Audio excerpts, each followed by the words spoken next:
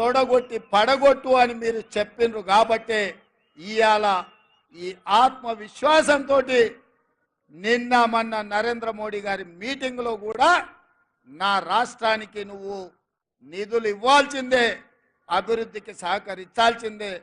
నువ్వు గుజరాత్కు bullet train వేసుకున్నా, Sabarmati river front కట్టుకున్నా, గిఫ్ట్ సిటీ కట్టుకున్నా, నా పాలమూరుకో నా తెలంగాణకు నాకు ఎందుకు ఇవ్వవు అని చెప్పి సభాముఖంగా ఆయన ఎదురుగానే తుమ్మిడేటి కట్టుకోవడానికి మాకు అనుమతులు ఇప్పించాలి, మెట్రో రైలు నిర్మించుకోవడానికి నువ్వు నిధులు విడుదల చేయాలి, మూసి రివర్ డెవలప్మెంట్కు నువ్వు సహకరించాలి, స్కైవేలు ఫ్లైఓవర్లు కట్టుకోవడానికి నిధులు ఇవ్వాలి, మెట్రో రైలుకు నిధులు ఇవ్వాలి, మా పాలమూరు రంగారెడ్డి ఎత్తిపోతల పథకానికి జాతీయ పథకం ఇవ్వాలని నరేంద్ర మోడీ గారు ఎదురుగానే చెప్పిన.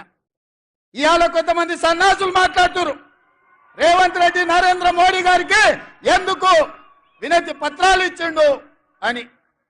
నేను అడుగుతున్న సన్నాసులారా, నేను ఎక్కడ పోయి ఇంట్లో తలుపులు మూసి కడుపులో తలకాయ పెట్టి కాళ్ళు పట్టుకోలే, చెవులో గుసగుసలు చెప్పలే. బాజాప్తా ప్రధానమంత్రిగా ఈ రాష్ట్రానికి వస్తే ముఖ్యమంత్రిగా నా బాధ్యతను నెరవేర్చిన అతిథి మన ఇంటికి వచ్చినప్పుడు మర్యాద ఇవ్వడం మన సంస్కారం అని నేను విశ్వసించిన, నమ్మిన.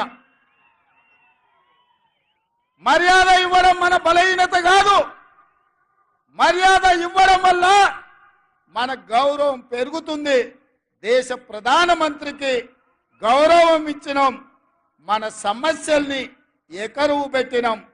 రేపు ఒకవేళ భారతీయ జనతా పార్టీ మనం అడిగిన నిధులు ఇవ్వకపోయినా, మనం అడిగిన అనుమతులు ఇవ్వకపోయినా చాకి రేవు పెట్టి చిరిగేదాకా ఉతికే బాధ్యత నేను తీసుకుంటా. నరేంద్ర మోడీ తెలంగాణ అభివృద్ధిలో మనకు సహకరించకపోతే తెలంగాణ రాష్ట్రమే కాదు, దేశంలో అన్ని రాష్ట్రాలు తిరిగి నరేంద్ర మోడీకి వ్యతిరేకంగా నిలబడి కొట్లాడతా అని చెప్పి నేను ఈ వేదిక మీద నుంచి మాటిస్తున్న మిత్రులారా. మన మంచితనం చేతగానితనం కాదు, మన మర్యాద మన ప్రాంతానికి మేలు జరగాలనేది. రాష్ట్ర కేంద్ర ప్రభుత్వాల మధ్యలో సంఘర్షణ వైఖరి ఉంటే అది చివరికి రాష్ట్రానికి తెలంగాణ ప్రజలకు నష్టం జరుగుతుంది. సంఘర్షణ వైఖరి ప్రభుత్వాల మధ్యలో ఉండొద్దు అన్న ఆలోచనతోని తెలంగాణ రాష్ట్ర ప్రభుత్వం తరఫున భారత ప్రభుత్వానికి వినతి పత్రాలు ఇచ్చినాం. మన రాష్ట్రానికి రావాల్సిన హక్కుల గురించి మాట్లాడినాం. విఘ్నత ఉండాలి, మన మీద మనకు విశ్వాసం ఉండాలి. రాష్ట్రానికి ఏం దేవాలనో ఏం రావాలనో నాయకుడికి అవగాహన ఉండాలి.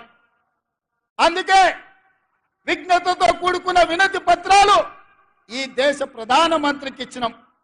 ఇంకొక ఆయన అంటాడు 6 అడుగులు